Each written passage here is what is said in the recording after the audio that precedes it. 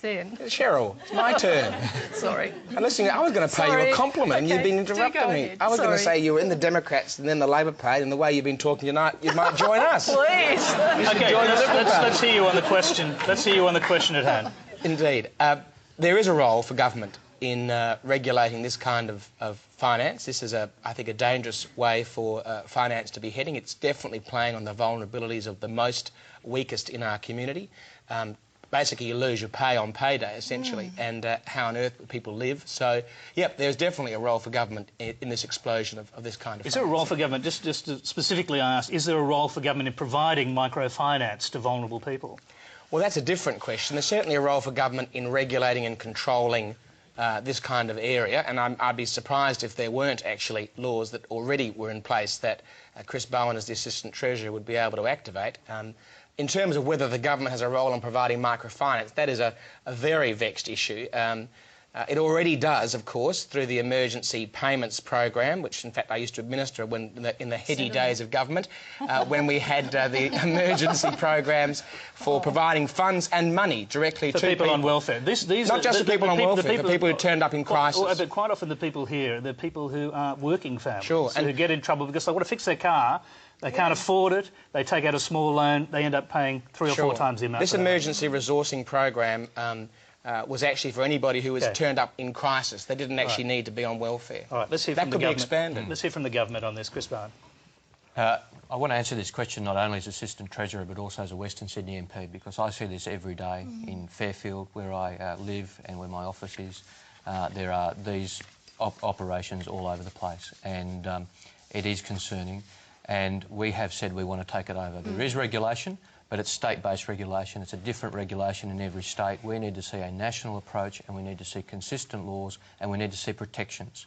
Now, I think, I actually agree with Chris, I think we need regulation and protection in this for people in terms of full disclosure about the full interest rate that you're going to be paying and what that means to you, and trying to give people better options. And we do have a paper out about it at the moment. It's one of the things that, as Cheryl said, Nick Sherry and the government are very keen to take over. I asked Nick Sherry about this in another place on Monday night. He said, I do think there's a role for some form of microcredit assistance to get people off this treadmill of debt. Do you agree with him? Look, I think I'm right in saying that this was one of the ideas that was floated in the 2020 summit, and the government is examining all those ideas and will be coming back. I think I'm right in saying that it was... should have a view on this one, particular microcredit. She's running the country. I'm not sure it's something... I'm not sure it's something we need to be flippant about, Chris, actually. I think it's a very serious issue that did come up at the summit, and I think the government is seriously examining. I was being flippant about the summit, but not the also, issue. there's no point being flippant about the arts either. But I think the government can support others to facilitate microcredit. Yes. I mean, I actually did, when I saw Nick Sherry say that, I really did instantly email something because I know of people who have fair finance proposals there are, and in fairness, some of the banks have been talking to the government about it as well, about microfinancing across the board, not just to replace payday lending, but microfinancing in terms of small enterprises, etc. Some of the banks have some very innovative ideas which came up during the summit process, which was a useful process. All right. We're going to move on. Remember that Q&A is live from 9:30 in the Eastern States. You can put your questions via our website or via SMS. Simply send your name, location and question via the web or to the number on your screen, 197 55 222. Thanks for all the questions you've been sending us. We can't ask them all, of course, but each week we put together a sample of what you've been asking. You'll find last week's measure of what's on your minds on our website at abc.net.au/Q&A. Right now, let's get back into the bear pit. Our next question comes from Mulik Shah. The people of Zimbabwe are suffering because of the country's leadership, which has produced great poverty and highest inflation in the world. Not enough has been done by the developed countries. So my question here is, should the UN intervene, and should it have intervened already? Start with you, Cheryl Kernot. Oh, I despair about this one. When I see what's happening in Zimbabwe, I feel that the world, acting collectively, is becoming weaker and weaker and less inclined to do something. I saw a fantastic suggestion from a Liberal Democrat in the UK, he said that UK should cut off Mugabe's access to foreign currency because that currency pays for the military and pays for Mugabe's cronies. And he said, yes, people will be scared about it, but what's the alternative? As you say, I think it's 165,000%, try that, Chris, inflation. And 80% of people unemployed, and schools and health, nothing works. How can those poor oppressed people be worse off if access to foreign currency is restricted? I think we should be doing a whole lot more. I'm really disappointed in Thomas and Becky. I understand how the politics of Africa are sensitive, but my goodness, these are ordinary human beings being starved in their own country, and we should not stand by and watch that and wring our hands and say we have to be careful about other people's sensitivities. I want us to do something more than we're doing. Chris Pyne, there's a...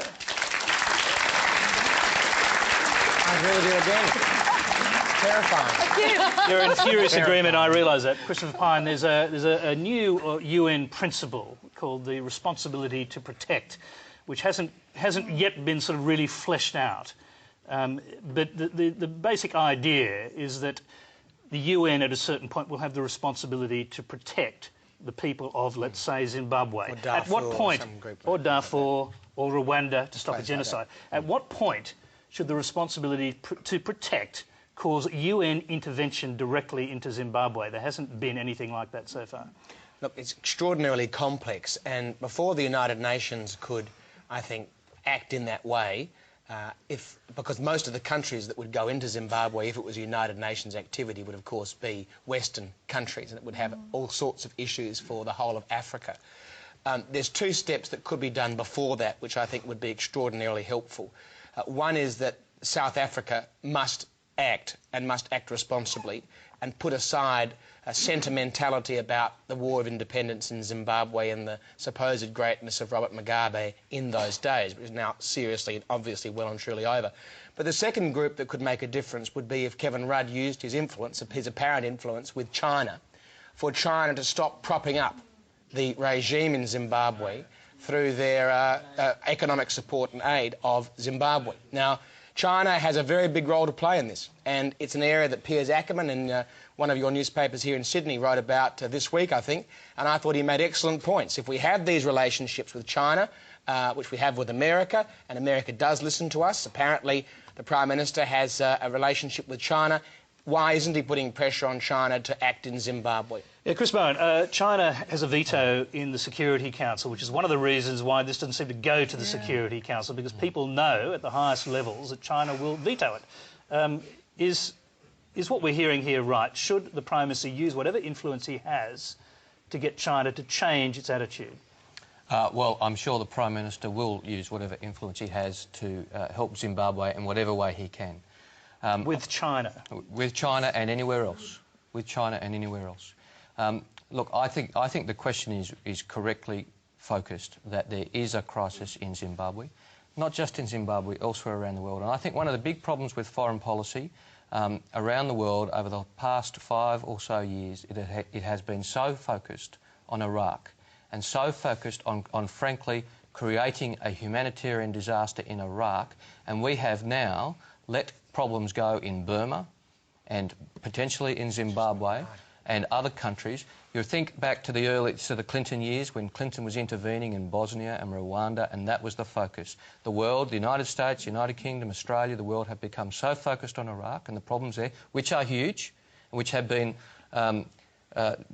exacerbated by the war in Iraq, when we are not focusing on issues, humanitarian issues, in places like Burma and Zimbabwe as much as we otherwise would be able to be if we weren't so focused, not only in terms of resources and military, but just in terms of mind power and the ability of the world's leaders to focus on the problems, that these problems are not receiving the attention they deserve. Julia Zemiro. Tony Jones. I remembered it. Very good. Full marks. Most Australians oppose the invasion of Iraq. Do you think they'd feel differently about a direct intervention into Zimbabwe? I think people have been frightened by what's happened in Iraq because because of the war and because of the losses. And in this case,